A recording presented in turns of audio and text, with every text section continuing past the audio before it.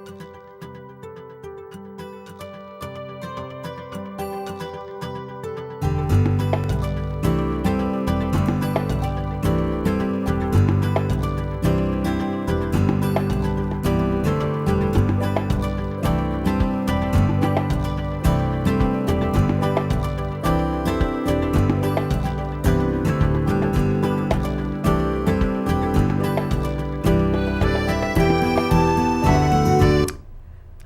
I'm Linda McNamee, host of Something to Talk About, and welcome to Something to Talk About.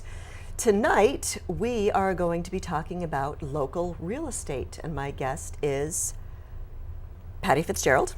But before I get to that, I would like to say a few thank yous. I want to thank my crew. Corey McNeil and Mike Duvall are actually staff members here, and they do an amazing job.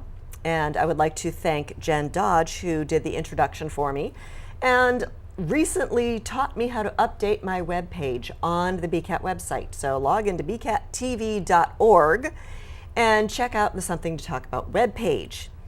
And I'd also like to thank Colleen Moore and Forrest, and I'm sorry, Forrest, I forgot your last name, who are my volunteer crew for this evening. And I want to thank my husband, Paul, who is staying home with the kids tonight. So hopefully Gwyneth and Evan had a great daddy date night. And I love you guys, and I will see you soon. And now on to tonight's program. Patti, Hi. Thank you so much for coming. Thanks for having me. Patti Fitzgerald. Yes.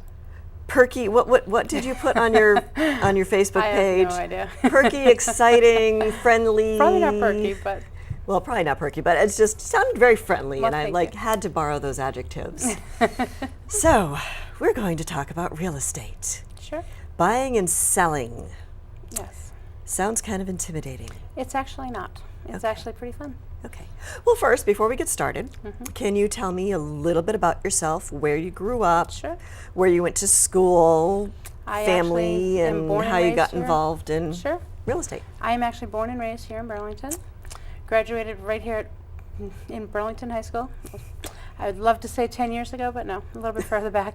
After that, I went to college, and I got a few degrees. A few? Wow. Well, I have associates and two associates and a bachelor's. Oh, great. Which I guess I do use them now. Didn't think you do, but I guess they're there. Then after that, I spent the summer at the Cape. Worked during Hurricane Bob. That was awesome. It was fun. See, hurricane season kind of... Well, when you're young, it's fun. That's true. Hey, I moved to Florida during hurricane season, and we actually had a Hurricane Victor that year. Yeah, this one was Bob, and it was fun. But then after that, I took a summer tour after college. We went to tour the whole country, and that was amazing. And me and my sister in her little blue Hyundai, and we camped across the entire country. Missed a lot of the real hot states. You camped? I've never been to Texas. Oh, it was so much fun. But a 2-man tent with 2 girls and a little Hyundai. It was awesome. We had How long did it take you to... We left, when we leave, June or July, and we got back in September.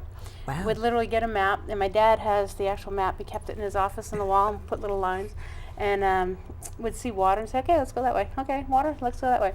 At the time, So you didn't have anything planned when you left? No, not at all. Wild. But in big cities, we did spend the night at hotels. At the time, I was working at Days Inn, which is now something else. It's changed 15 names up there on Wheeler Road. Oh, I don't even know the name okay. of it is right now. I think it was 4 Points Sheridan or something. I don't even know. But at the time, it was a Days Inn. So we could actually get, in the big cities, would get a night at the hotel. So it was really nice. So you'd camp for 3 or 4 days, or 5 or 6.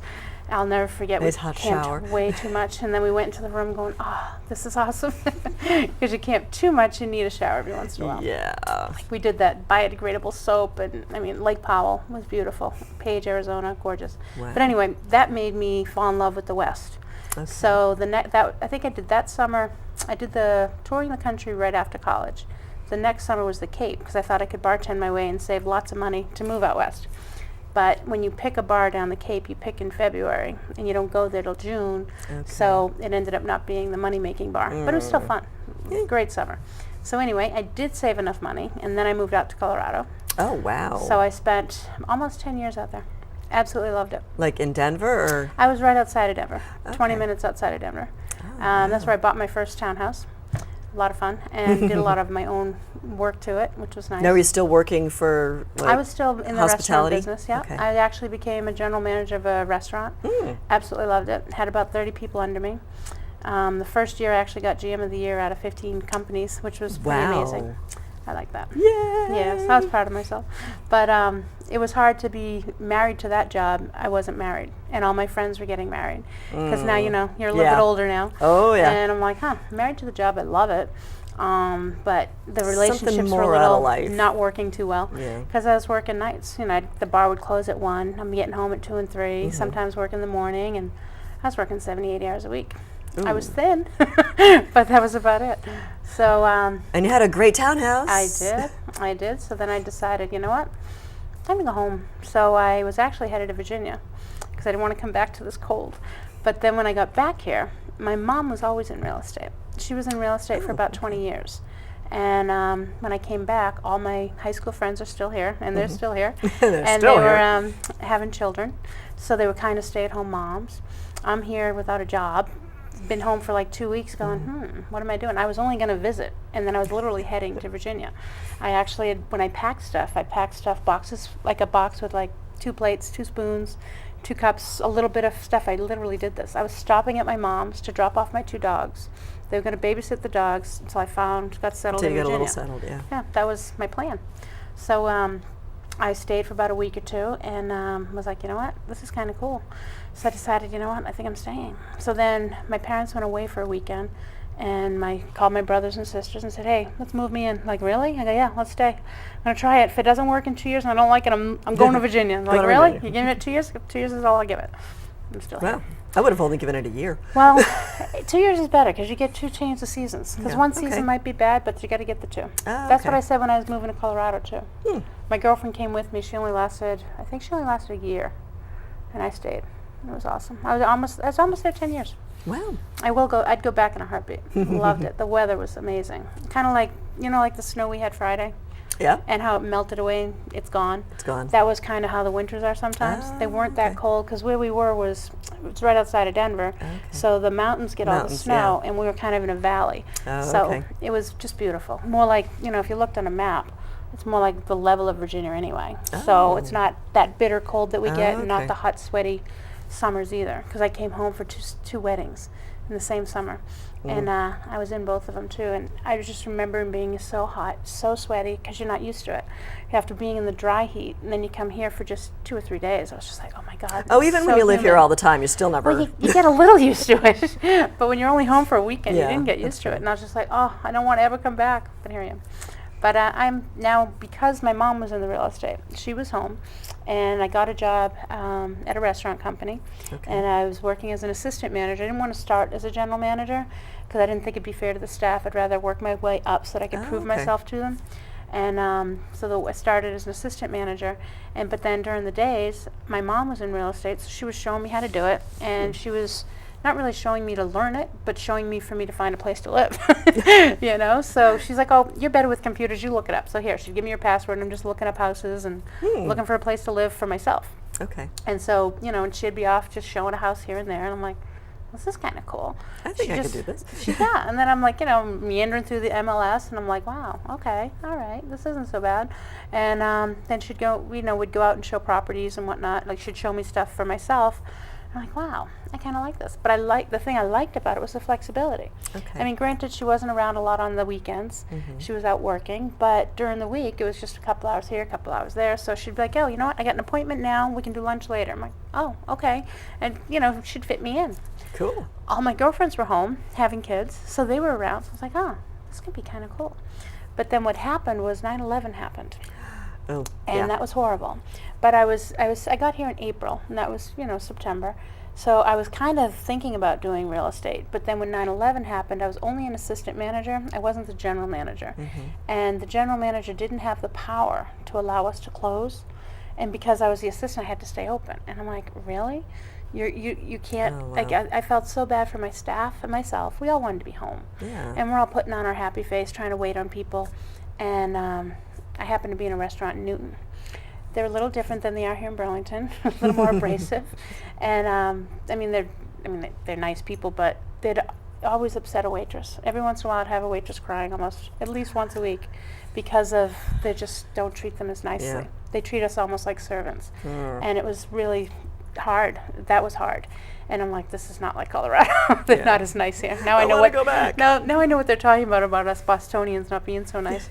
But anyway, just that little fact that he couldn't even close bothered me. And especially being in Newton, we actually had 2 staff members that were missing family members in the Twin Towers. Oh, wow. And they were still, one wasn't there, but another one was. Still a and little stressful for everyone. It's totally stressful for everyone. So anyway, after all that, I was like, I like what I do, but I think I want to do real estate. So I told him I'd quit, and he's like, well, can you stay until we find someone? I'm like, sure. So I stuck there, and kind of, you have to study for the exams and do all that. So I did all study for the exams and everything, but I was really getting up and going pretty quickly just because I was living with my mom. She was in real estate. She likes to vacation in Florida at the time. Now she sold her house and spends the whole winter down there. But then she comes and stays at your house. well, not really, but kind of. She parks her RV at my house that I rent. But so everybody in town knows when they're here. But they actually ended up buying a house in Tingsboro. So they have a house in Tingsboro and Naples. So they're in both. Okay. And currently they're in Naples. But anyway, I learned a lot from her. So I kind of, got up and going fairly quickly. But the part I love about it is that it is flexible. And so it really caters to anyone's life. And yet I can still do other things. I'm not working 9 to 5 trying to do doctor's appointments and everything on the weekends and at night and whatnot. Don't have to take time off from work. Kind of choose your own hours. You really can. Work and on your schedule. I could be, doing 20 transactions a year. I could do 10. As a realtor, you can actually make a decent living on 10 transactions a year. You could even 8 to 12 you could live on. Everybody thinks we make $1 million. We don't. We do make a living. We work hard for our money. We don't get paid until it actually closes. So sometimes you might be out with a buyer for 2 years, same buyer looking at stuff, they're just not finding what they want, which is fine. You get to know them and stuff, but you just don't want to add up all those hours sometimes. But then you also just want to smack them upside the head and say, choose a house. Yeah, well, sometimes. But then you also get the other side. You get other buyers that know what they want, and you might only take them out to 3 houses, and they purchase that one. So then it all evens out in the wash. Yeah. And same thing with the sellers. Some sellers, they price the house, they listen to you, and they listen to your advice, and they price it accordingly to the market. They get it sold, and it's painless, and it's great.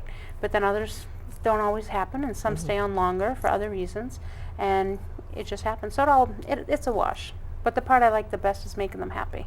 Oh, yeah. And that's the fun part. Like when you find a first-time buyer, and they love a house, and in the expressions, and you can see it, and you know that it's their house, and that's the best part of it. And I think that still comes back from my passion of real estate, of restaurants even, just the people aspect of it.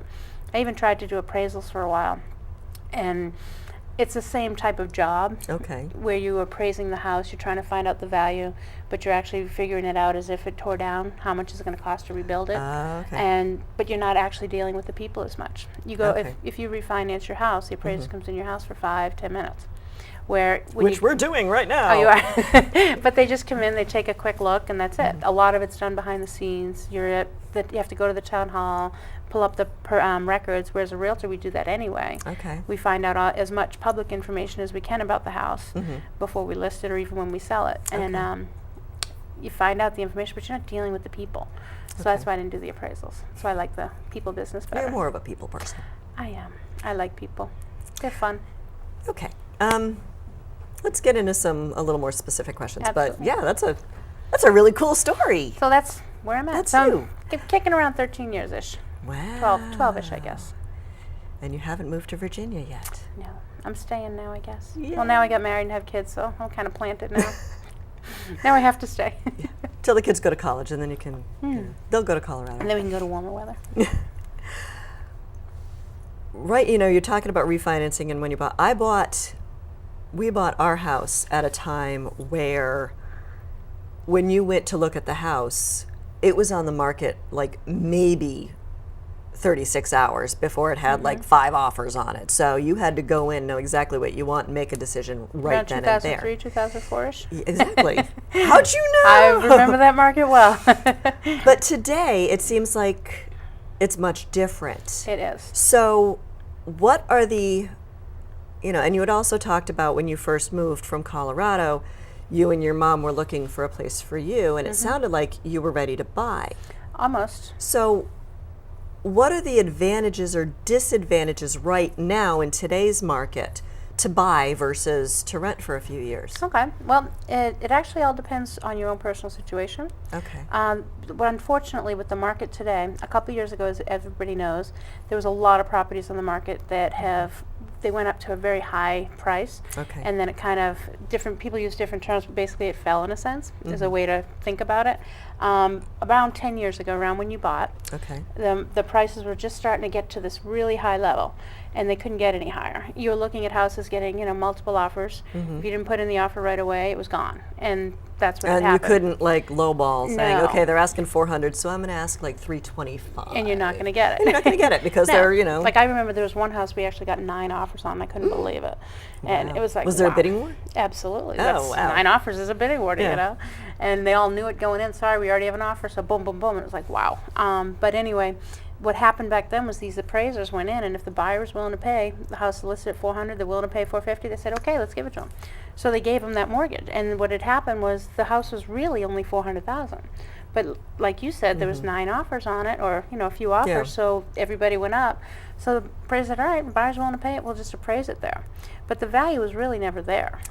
And so, okay. in a sense, that had happened. Also, the internet got so busy with all these companies and these people that would, take your mortgage information. They did loans. I even got one myself that worked, but at the time it worked for me. You have to have 2 years of income when you have self-employment to get a mortgage. Okay. And if you don't have that, what do you do? Yeah. So they had this thing, no asset, no verification loan. You just have to have a good credit score and bring money to the table, and you can get a loan. That sounds a little scary. Absolutely. But that's how I got my first home in Right, in but here. you are a very honest person. Well, not everybody who exactly. applies. But there's probably other people that didn't work out Right. so well for. So I actually bought a condo first. And then I also bought in 2003, made a lot of money on that condo, sold it to buy my house, but then the market did go down. Okay. And that same condo is under what I paid for it in 2003. Way under now. I made very good money on So it, you got and I out did when nothing. it was when the And I getting didn't good. do it because of any reasons. Didn't do it to make the Just money. It timing. was just my situation, my life situation at the time. But my point is that the market went so high that it never really should have got that high. Okay. So now it's back down, but it's almost whatever you paid for your house back then. The prices now are almost similar to that same price because they went way high where they never should have been, and then they came back down. And now they're at this plateau, I guess you could say, Okay. and they're Kind in of like a sense stabilization. stable. They're starting to creep up, but it's like a creep. Where in 2003 and 4 and 5, it was moving up 10% every year. Wow. Like in 2 years, I made $50,000 on my condo. I didn't put I any believe money it. into it. It was Yeah. just the timing. Yeah. And now it's under that price, And so now things might go up 1 or 2%. So when you're looking at it that way, it's not as expensive. Kind of which like is- inflation, so. Exactly. And that's where it's starting to go. Okay. Where the last couple of years it's been going down 2 and 3%. Okay. Now, I'd say from last year, maybe even a little bit before that, certain towns have pretty much stabilized. It's not like if you sold last year compared to this year, you'd basically be at the same price. It would just depend. But right now, the inventory for Burlington right now is null and void. Not really null and void, but it's very minimal. There's about, Oh, okay. there's like 30 houses on the market, but That's it? yeah. Wow. Exactly. And the thing is, when you start, the lowest priced house is probably around, say, 275, whereas the highest one just came off the market at 880. Wow. Okay. Now, there's nobody that can do in both sides. So you figure there's True. the buyer that's around the 300. They only got 3 houses to choose from. Yeah. The buyers that's in the 400 has about 5 to 8 houses. There's not enough inventory for these buyers. So it's Okay. kind of starting again, but it's not as bad. It's not nearly like it was. Like way back then, you could get a house on like a 550 credit score. They'd give you some type Okay. of loan. It might have a higher interest rate, but now you can't even buy a loan at that price. you can't get a house at a 550 credit score. It has to be minimally 680. There's almost no mortgage that will finance you unless it is minimally 680, which is different from how it used to be because they were just giving them away.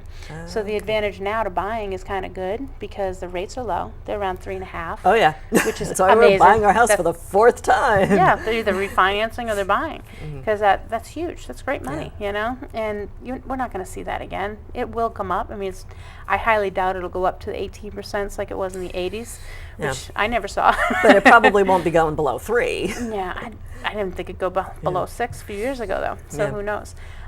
We might see 2%. No, I doubt it. I'm like you. I totally doubt it. with 15 years. Exactly. Well, those are out there. Yeah. Those are definitely out there.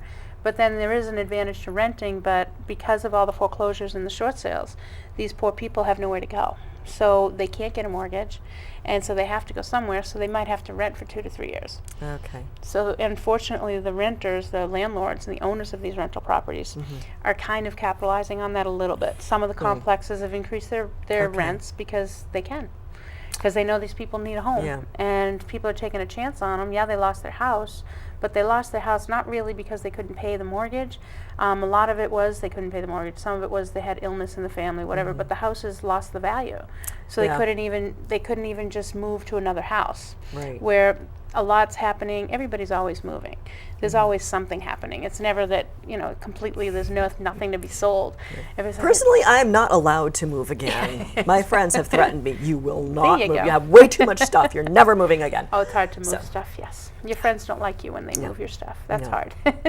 But, so it is still, it's a good time to rent or buy. Okay. But I think if you can afford to buy, it's better to buy if you can, if you have the Well, it's credit. an investment. It's totally an investment. You're making yourself rich. And now with the market being, I don't want to say bottom, I just don't like that term, but it's basically stable. It can't really go much lower. Okay. So I do think it's the bottom. But if you're It sounds so buying now, negative. it does. That's why I don't like the word so much.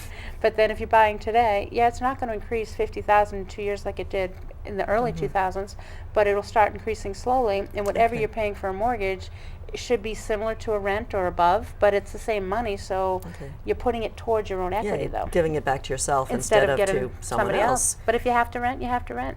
Okay. And it's still a situation that you have, and then eventually you can get that dream back. Okay. And that's what people do. I like that. Me too. Okay.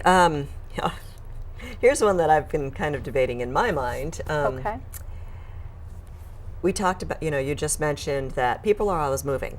Always and moving. there's the $800,000 house and the $200,000 house. What, in your experience, what are the advantages of physically moving versus just adding on to your house? Well, that's all depends, because location is key. And also what your plan is, in my opinion. Like, basically, if you plan to stay in your house 5 years, say you already have a plan, like as soon as the kids get out of high school, I'm out of this town. People do that in certain towns, even they do it here. Or as soon as the kids get out, I'm moving to Florida. It happens. So if you're only going to plan to be in a place 5 years, be careful what you're adding to the house. If it's going to add more value to get it back, great. But if you plan on being there forever, add away. That's my opinion, because, like, let's say a garage. If you take just take a basic house, and it doesn't have a garage, and you want to add a garage, the foundation alone is $20,000. Wow. And so then you need a roof and you need all the rest of it, So just to add a garage, minimally it's probably 30, if not 40, but probably 40 to 50. But you won't have to dig your car out in the middle of winter. You won't. But we don't always have bad ones. But it's like a $40,000, $50,000 investment just for a garage. And if you're only going to be there for a few years. If you're only going to be there for 2 or 3 years, you're not going to get it back. Right. But if you're going to be there 20, absolutely add the garage. Because what happens is, let's say the same house next door, a lot of neighborhoods are similar. So say you got a small ranch here and a small ranch here. They're built as all a the houses on development. my street are like cookie cutter. They're all the same. Well, exactly. Some neighborhoods are not, when they're tearing Yeah. down a crappy house, building a beautiful new house. But, when you have the cookie cutter houses and they both decide to sell at the same time, one is a garage, one doesn't, how much difference of a price do you think they get? Probably not the $40,000. Only about 10, if that. It's like a $5,000 to $10,000 difference when it's just for a garage, for example. Yeah. Kitchens are a little bit different, but a kitchen, you can put in a brand new kitchen into a house and pay $30,000, or you could do it for $150,000, depending on what you do. You could go to IKEA if you can do the labor yourself. You can go to Home Depot and put the cabinets in yourself, put the appliances. You can put linoleum. You can put ceramic tile. I mean, there's so many choices in a kitchen. So if you're getting ready to sell your house, I think don't do all that. Yeah. You don't want to put that kind of money into Right. it, but just clean it, unclutter it, make it bright and cheery, as cheery as you can. Maybe put change flowers, change the knobs little or something. things. And You don't want to put a update whole it. bunch of money into it because you won't Yeah. get it back, Okay. and then you'll be kicking yourself later. So Yeah. if you just clean it and make it nice and clean, I mean, some things you might have to change and put money into it, especially if it's a maintenance issue. Yeah. You have to, because they'll have a home inspection and they'll see it and they don't want to buy it, and if it's a $500 fix, they'll take $5,000 off the price. Wow. Well, not, Yeah. but that's what a buyer sees. They say, Right. oh, I can't buy that house. It has a broken window. Yeah. It's a $5 fix. Yeah. So little things, you take care of them yourself. They're obviously usually cheaper. Okay. So as a realtor, most of us, and myself included, can walk through a house and say, look, you could fix this, fix this, fix this, do like a punch list. Okay. A lot of us do our own staging as well. Or you could hire a staging company, and a staging company would come in and bring their own props, but they're going to charge a homeowner. And they charge them usually for like the by the hour charge to assess the home. Okay. And then you can rent furniture. If you're doing a vacant house, you can rent furniture, which is very nice. It actually works out on the vacant houses, Okay. because a vacant house, if you're trying to take a picture of it, you can't see the depth of the room. Okay. So people can read, it's a 16 by 20, but then if you're taking a picture of a broken room, like an empty room, it looks 2 by 5. Or just like me, will my furniture fit in there? I can't Yeah. picture the dimensions. And it's Exactly. like, So that's if why you you- see another couch and another coffee And that's table why and a they do big it. screen TV, it's like, oh, yeah, I have a couch like that. And Exactly. So you just kind of Okay. rent stuff where you stage it and make it appear to be a bed. Maybe it's milk Okay. crates with a bedspread, but it appears to be a bed. there you go. Just be careful. Hopefully, you don't sit on it. But, well, for the picture, you could do that. Exactly. But that's why, Okay. that you do little, it's not really to, change the house or hide things with the house, just try to help them sell the house, Okay. Yeah, I think when my husband was selling his condo before we got married, the realtor told him, take half of your stuff and put it into storage. You're going to move anyway. Because, the way you live and the way you sell your Yeah. house are two different animals. Yeah. Completely. Like, don't ever knock on my door without me knowing you're coming. I don't live neat and clean. I have 2 small kids. No, it's not neat and clean. Yeah, it's not possible. No. And my sister actually came over to watch the kids today, Okay. and she's like, wow, your house is so neat. I go, yeah, I picked it up, whatever. She's like, no, I'm purging. I'm slowly purging. Because usually she comes over, and I'm like, it's just your sister. You don't clean Yeah. up. But she just happened to catch me on a good day. It was picked up. And she's like, Gee, wow. my sister comes over, I make her clean the bathroom, My sister does the dishes too. Go ahead, do the There you dishes. go, help Have a yourself. blast. Whatever works for you. I think we've kind of skirted around this issue as well. Okay. House versus condo. Yeah. House, you are required to do all of the maintenance. Yes. But with a condo, everything's done for you, Correct. but they have all the condo fees. Right. So Well, there's pluses and minuses depending on who you are. who you are.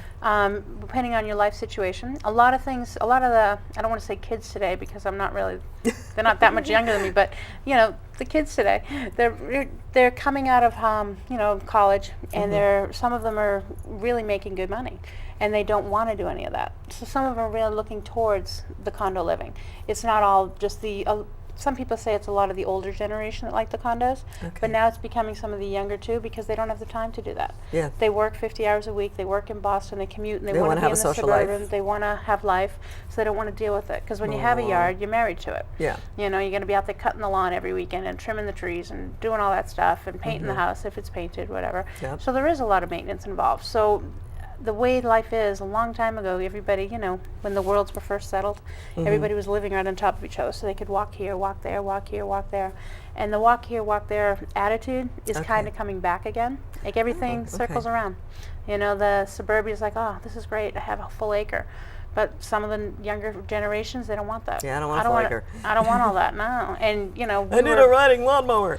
And then you need the garage. You need all that, and then to you fit need the all radio. the equipment. So Okay. instead, the condo works because it's a condo fee, but it takes care of only the exterior of the building. You don't have to worry about that. But then, Sometimes you do, because sometimes you get into the association that's not well managed. Okay. So as a homeowner, if you buy into a townhouse, get on the board. Even if you only stay there 6 months to a year to be on the board, take care of it while you're there. Yeah. Put your okay. little, or go to the meetings. Pay attention a little, because it's your home. Yeah. you That's a know? good point. Because that way you can be a part of it and be a voice instead of just letting it happen around you, because that's your money going out the window. Because if the association goes down, the complex goes down, your values will go down. But if you all keep it up, it works And there's better. always one person who refuses to get the new roof until it's like raining in their kitchen. Exactly. And then like some things are taken care of by the homeowner and some are the association. It also depends how it was built and how it was put together when it first starts. The builder is usually responsible for being the homeowners association until the last unit's sold. And then then you can pick your own association. And it usually has 3 homeowners are on it, and they can change, they can stay for a year. It's all volunteer though. So sometimes it's hard because you don't get paid for the position. And sometimes they But hire you have out. a say in, what Yeah. color they paint your house. You could, exactly. You have a say in doing that stuff and making the rules and regulations and helping change them, So that's part of the good part of being on the board if you wanted to. Or at least attend the meetings, even, at least if you're there. And then there's small ones and big ones though. The larger ones sometimes would hire out a management company that would do it. But they still have 3 owners that are on the board. So it still helps. And there's still like some condo associations that you have to be an owner. You can't like rent it out. Well, they and usually sublet. And it depends. There's a lot of on condos you can rent them out. But when you go back to resale, some condo associations do have rules that we can only rent out 10% of our units. Okay. They can sometimes do that, but they're hard to stick with because an owner could live there for 4 years and say, hey, I want to get married, but I'm not ready to sell my condo. So they rent it out, just don't tell anybody, whatever, it just slowly happens or whatever. And you can't really say no because they own it. They can rent it, Yeah. But then the problem happens is when they go to sell a unit in the complex, when a new buyer comes in and they want to buy it, they're trying to get the loan.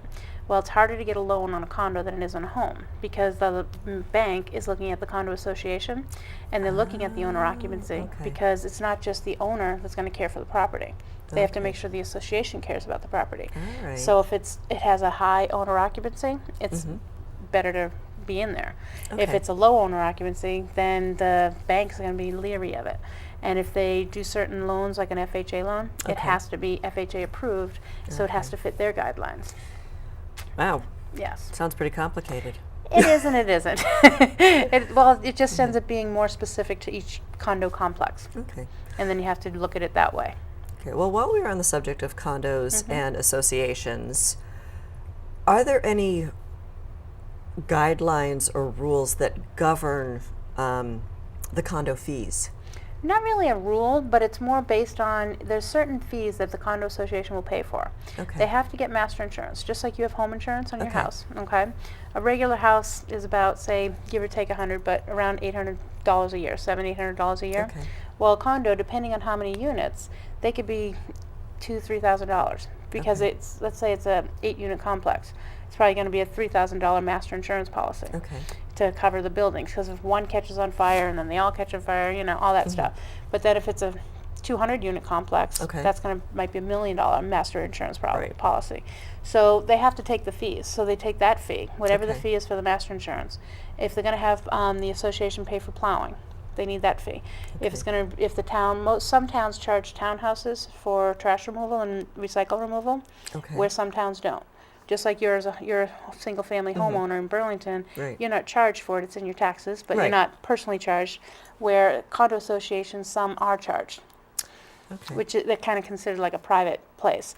So they take all the fees, and that's how they figure out what the condo fee will be. But you want to make sure they save for repairs later, because you have to have a reserve. Because if the roofs are going to go in 20-25 years from the date it's built, so you want to make sure you have money for it, so that you don't have to assess everybody $10,000 for a roof.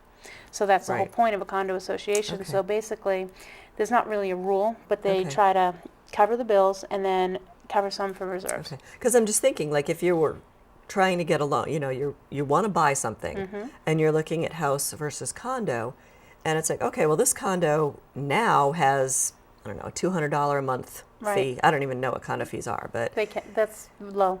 Okay. They're more like 3 to 4 now. Okay. But exactly. So let's say it's, $400. Okay, well, I'm taking that into consideration. You have to. with my mortgage, but in 5 years, instead of $400 a month, is it going to jump to $800 And a it can. month? And it absolutely can. Because what happens is people sit there and go, if they're badly managed, they don't save enough for the repairs. And then in the 15, 20 years, well, we got to re-roof. If the condo association is paying for, like say it's a bad winter, and the plumbing contractor that they pay for does it by storm, which a lot of them do. They're like, sorry, we just got hit So last year. as a buyer, would you like look at the history of like You the can. last 10 years? You don't have to, they have budgets set up, and Okay. as a buyer, you'll get a copy of the budget prior to Okay. signing a purchase and sale if you'd like. You can look over all that financial paperwork, and you can ask them if they know how often the fees have been, changed and how much they had to assess them. And Yeah, you 'cause can I'd get hate to, that. like, You go can in get this- that history on it. I'd hate to like go in and all of a sudden get blindsided by, oh, by the way, your condo association's going up 300%. Yes, and it does, and unfortunately, sometimes it does happen, Okay. and that we're just not aware. Like I know there was a place that had a septic issue, and they're a septic condo, and they had a septic problem. Wasn't something anyone could see. It just kind of Right. happens, kind of like when your water tank goes. It's not, you don't get any forewarning. Hey, I'm going to go tomorrow. It Yeah. just blows and it wipes out your whole basement. It just happens. Yeah. The water heater's only $300 to $500, but the basement it just destroyed.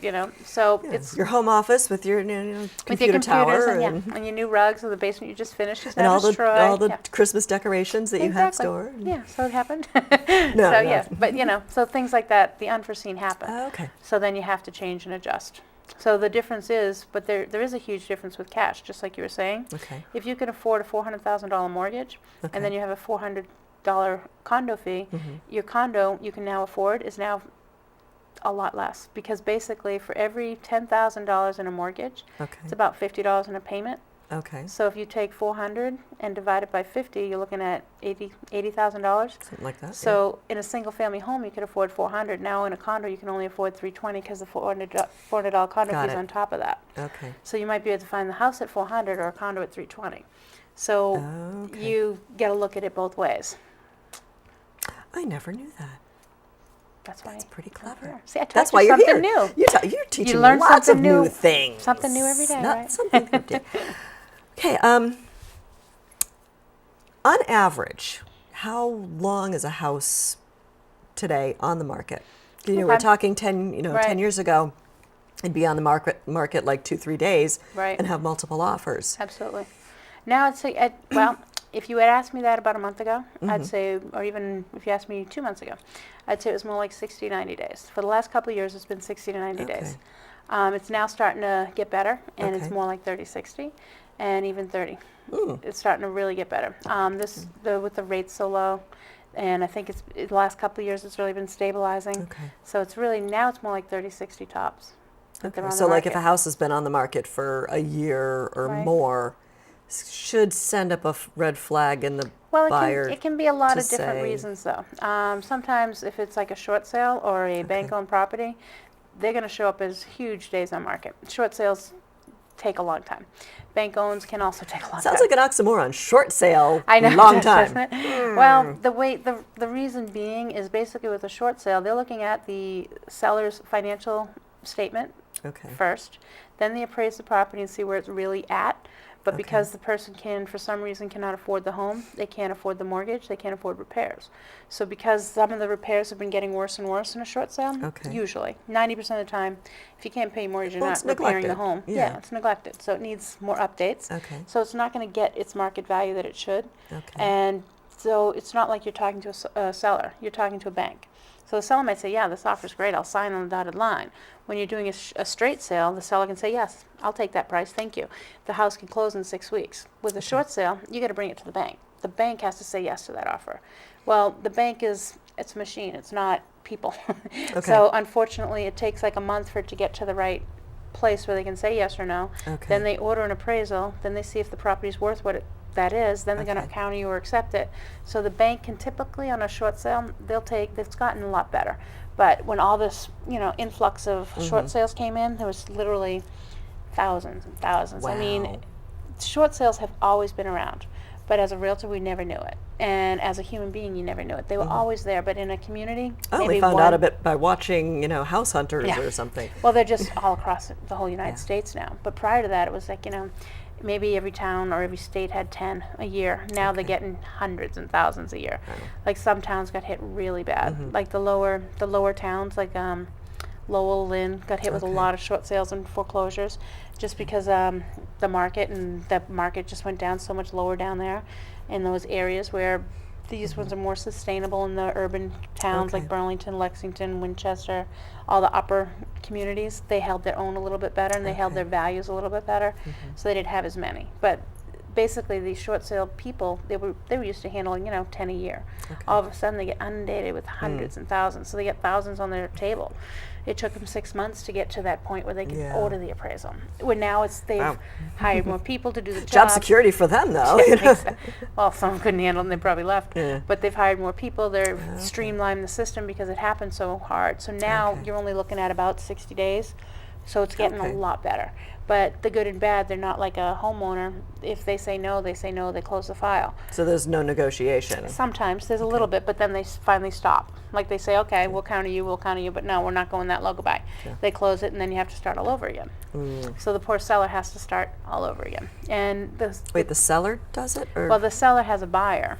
Oh, And okay. so then they have to go over their financial stuff again if the bank didn't take the offer. Okay. So sometimes a short sale might have 2 or 3 different offers into it. Because that's why sometimes you'll see them on there for a year or 2 Okay. years. First offer didn't work. The bank said, no, I'm not going down to that low number. The buyer said, I'm not paying anything higher. So the buyer walks away. They start over. They got to wait for another buyer. And they keep going. Okay. So that's how sometimes it can take a while too.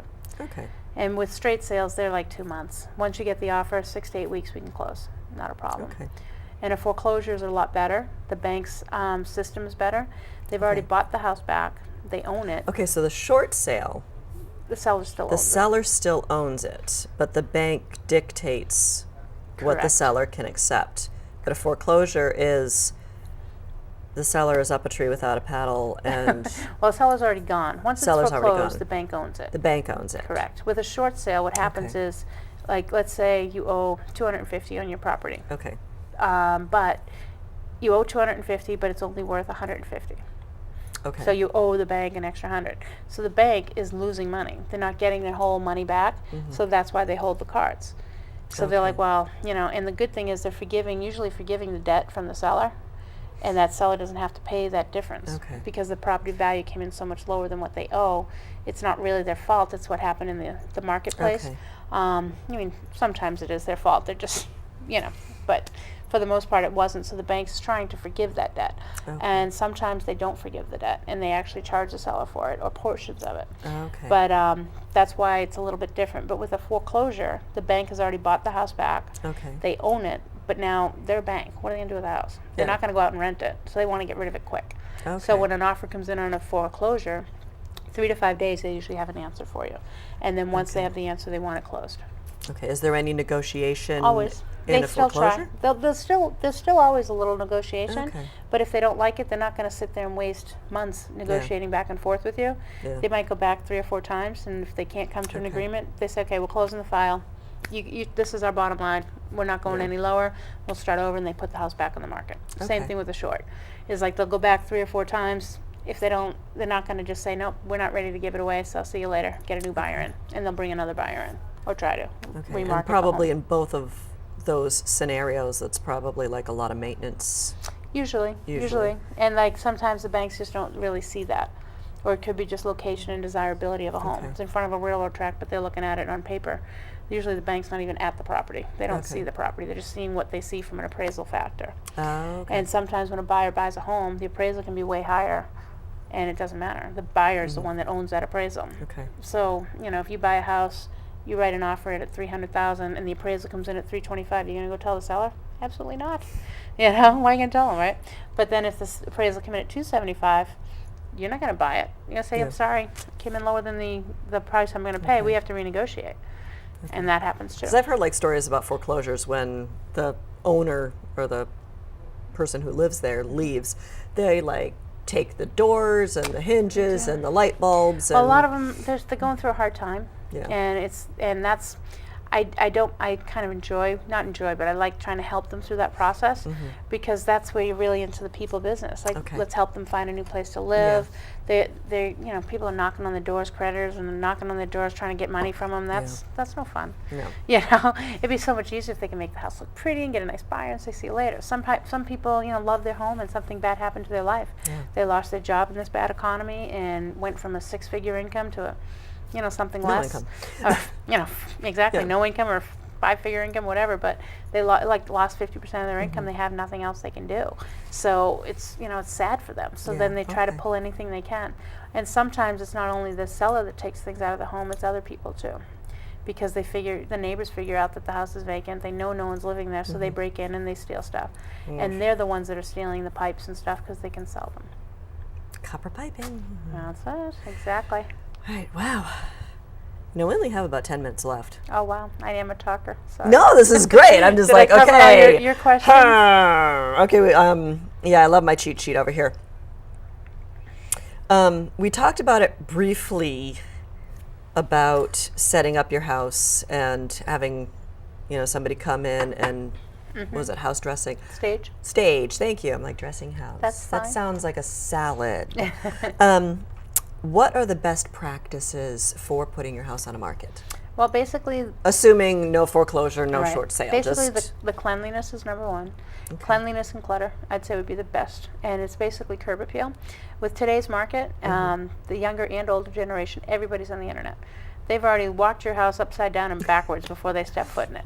There's so much available information on there. You can go to MapQuest, you can pinpoint, and depending on where your house is, you might be able to see it from outside the street. And it's about 6 months accurate. Okay. Like, they're getting better even. Some of the satellite pictures are even closer than that. So a lot of their investigation is right there on the internet. And they're going to certain websites that can tell them some information, some of it's not so accurate, but it's giving them an idea before they step in. And with all the pictures, everybody's taking pictures. So the main thing is you want it to be clean and crisp. So that, like a picture like this would be a nice picture for a living room. Clean and crisp, but get rid of the paper, get rid of the glasses. But if it's a kitchen table, you might want to add a little, a centerpiece, maybe set it up so people can envision themselves sitting there eating. Use your best china. No, don't use your best china. Exactly, but things like that. But basically, it's a lot of the clutter. Because now you can just go home and go into your own house and take a picture of your kitchen. Now, when you're standing there in the room, it looks fine. You don't notice anything. And then you take the picture. You wouldn't my kitchen. Well, it depends on the moment, But when you're in the room, you can bypass a lot of the clutter because you're physically in it. But then if you took a photo of it and then looked at it and went, oh wow, the magnets do look pretty bad on the fridge. I don't need 50,000. 1 or 2 would be okay. Little things like that. And then you see the coffee maker and whatnot, and you see the rag or the towel, the dish towel that's over the stove handle, whatever. And then, but on the desperate picture, need of bleach. but on the picture, they're going to come out a lot more glaring. You're not seeing the house. You're seeing the stuff. Right. You're not selling your stuff. You're selling your house. Okay. So when you go to sell it, you want to make it show off the house. You're showcasing the home. So I think that that's kind of a way to give yourself your own little cheat sheet. Is just go in and take your own picture, print it even, and go, Now, what about like removing personal items, like taking family pictures down? Sometimes less is more, but 1 or 2 in a room isn't bad. But like a lot of people, as the kids age, they put a whole bunch along the sides, which is wonderful. But the thing is too much makes the buyers, they look at the people, oh my God, I went to high school with them, and they start looking at the people. So instead, 1 or 2, they don't notice, they're looking at the room. It's all the same theory. So a little bit of the personal stuff, I know a lot of the HGG says remove it completely, but you don't want the home to be completely cold either. You want it to still have some warmth so that people still live in the home and they still enjoy life in that home. Okay. That's my theory. I mean, I think you have to have a little bit. You don't want it to look like a hospital. You want it to look like a home. You don't want it to look staged. You want it to look warm, and you don't want it to be a museum. You want it to be unless it's a couple $1 million home. That's a different story. Then you might want it to look that way. Exactly. So, but I mean, there is a lot of little tricks and little tips, and it's more like let the sunlight in, let it bright and cheery, not dark. A little more, soothing and warm. But that's what we kind of learn in all the classes we Okay. take. I'm sure you've seen that realtors have all these little designations. Well, they actually mean things. All the initials. Yeah, they actually mean things. Kind of like a doctor. They have Okay. doctors go for the doctorate and whatnot.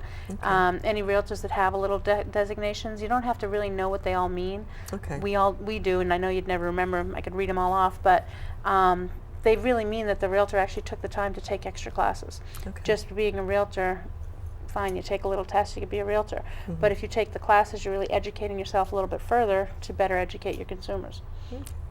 Now, on that note, Yeah. just kind of thought about it, like teaching. If you were an elementary school teacher or a high school teacher, Right. you have to keep taking classes to maintain your too. certification. Do you have to get relicensed every 2 years. every 2 years? And we Okay. have to take, there's one class we have to take every 4 years, a certain ethics class. But the other ones we have to take, and we can take almost on any topic, not any, but there's a baseline of different topics, and they all have credits. Okay. Just like hairdressers, anybody in those types of fields. A lot of people do those, yeah. We have to do that too. Costs like $100 every 2 years. The cost is nothing, but we do have to take the classes, Okay. and It's the a time classes add up. commitment. But Yeah. that way you keep up with your education. Okay. And they offer out a lot of similar classes, a lot, like buyer agency and seller agency, because they're Okay. all things that they change a lot, and you need to keep environmental issues is a good one too, because then in the environment things change a lot. Like Yeah. now with all the green stuff, there's Oh, so yeah. much green stuff out there that you really should know more about it as a realtor, because some houses that stuff is great. It's expensive, but it's Yeah. so good for the environment and for the house. Well, now a lot of like utility companies offer you the service of having a company come in, evaluate your home for its is greenness a word, Yeah, exactly. the environment. And we actually just had our attic re-insulated. We went from 6 inches of insulation to like 15. Wow. So yeah, it cost It'll us, help. but It's worth it though. Keeps the heat in. But then you just Exactly. got to be careful of all the other environmental factors that can grow if you have other issues, yeah. like mold and all that fun Yeah. stuff. Oh, we worked through that too. Oh, you had that too? Sorry. I didn't mean Well, I that. think no, it came with the house. Sometimes it does.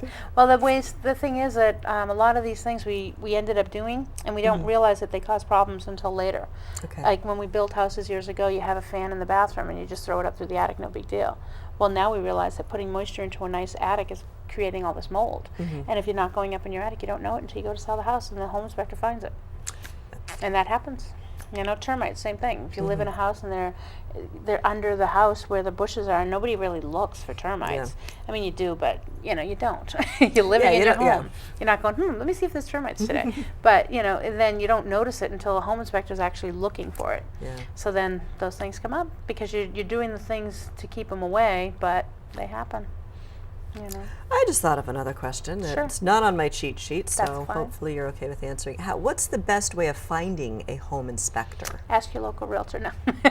No, I'm saying, Well, is that an option? It is. Or Well, there is actually a home inspection website out there that's totally Okay. open to the public, and I have it on a piece of paper, the website name, but I can give it. I they give it can to my email client. you and Well, say, I'm in the exactly. market. Well, I also I hand it over to them, and they can look Okay. at it, and that way they can go right to that website. But most realtors do have 2 or 3 guys that they use a lot to recommend. And if you're going to sell your house, you can, if you're not sure of the condition of it, you can actually call a home inspector and have them do like a pre-inspection Oh, prior to okay. listing the property. It's not as much as a regular home inspection, but at least they can kind of say, well, this could be an issue, this could be an issue. You may want to get this fixed before you put it on the market, because just like I said earlier, if an issue could be $500 to fix it from a buyer's standpoint, they're going, oh, well, I have to do this, that. Oh, it's $2,000 off the price. And Yeah. just off their ballpark, So curb appeal and how the house looks first is the best, because they're going to see it online, they like it. Once they get in, they're in the house 10, 15 minutes, they're going to find out if they hate it or love it in that first 10, 15 minutes. Because if they love it, Yeah. they might change their mind to not like it by the end, but if they hate it right off, something might not change it. Right. So it's all about that first impression. Kind of the Okay. way life is. Everything's about first impressions. So who knows? Okay, one last question. Sure. Friend of mine knew that you were coming on tonight, and she said, what is there in this area for like the over 50 community, and what makes a community a senior community as opposed to just a regular condo association? Oh, okay. Well, the ones that are the 50 and above, they actually gear them only towards 50 and above, so one Okay. resident has to be 50 or above. They can't move into it. And the reason One being, resident in the unit? correct, Okay. because at least, and Usually in those they have rules and regulations. Okay. So like let's say it's an older couple that are both in their 60s, but they have a special needs child. That can be the exception, that they allow that special needs child in there. Okay. So it just totally depends on the association. But the bonus of that, if you want the 55 plus community, it's usually 55 plus, but or it might even be 50, but I don't know why. But you don't get the kids. You won't get the kids running around. You might have the grandkids, but you'll be there part-time. But they go home. They're not going to be there all the time. And they'll have a community center that they might do like more geared towards the 55 plus community stuff. And also the units themselves will be geared towards 55 plus community. Whereas if they do have a second floor, they probably have a master on the first floor. Just so that they get ready for the 70, 80 years when things get a little rougher. That's why they have those communities out there. There's only really the one now that's in Burlington is the one by Grandview. There's that one. The other ones are more assisted livings. They're not really the townhouse. No, in Burlington. it's different than assisted living. Yeah, it's not really in Burlington. There's a couple in the surrounding towns though. Absolutely. And they're fairly affordable and they're really nice. And are they promoted and advertised as over 50, or do you they have are. to kind of? And just call your local realtor like myself, and I can help you and guide you in the right direction. But they are out there, and I thought there was another one in Burlington, but I'm drawing a blank at the moment. You know, put you on the spot and you can't remember it. But there is 3 or 4 in the surrounding communities. You can find them. So like if somebody is a longtime resident of Burlington, they love the area, they want to stay here, but they don't want the house anymore, they want to downsize. But there is still other condos. They just don't have to be the 55 plus community either. But it's just that's what Sometimes the 55 plus is. That's the only real difference though. Is the 55 plus one owner has to be that age. And that's the main difference. But otherwise, it's similar. And they do gear them with a first floor master suite usually. But they still have like the same regulations like condo association fees. Like they might even have, like no motorcycles in the unit, in the complex or something. Whoever writes the rules figures these things out. But then which is why it's good to be on the board. Exactly, because you can change them to your liking. Excellent. You're welcome. Well, I think we are just about out of time. Well, thank you for having me. I'm so glad you came. Thank you. Thank you. And you did an amazing job. Oh, thanks. And we got through all of our questions. Okay. So, thank you very much. And hopefully, if anybody has any questions, they can contact you. Sure, anytime. Your email address is up there right now. That's me. And you also have your own website. And they'll see your smiling face on the website. So, thank you very much for coming. And I do want to mention that my next show is going to be featuring a member from Project Bread. So they're going to be promoting their Walk for Hunger, which is coming up in May. So if you're interested in the nonprofit sector, or if you're interested in figuring out or learning more about the hunger population, that doesn't really sound right, but how to help people in need, feel free to tune in. Again, if you have any questions, you can always email me at talk@bcattv.org. If you have any suggestions for, questions for Patti and you didn't get a chance to get her email address, or if you have ideas for future topics, things that you want me to talk about, feel free to drop me a note. So thank you very much for joining us, and have a wonderful evening, and we'll see you soon.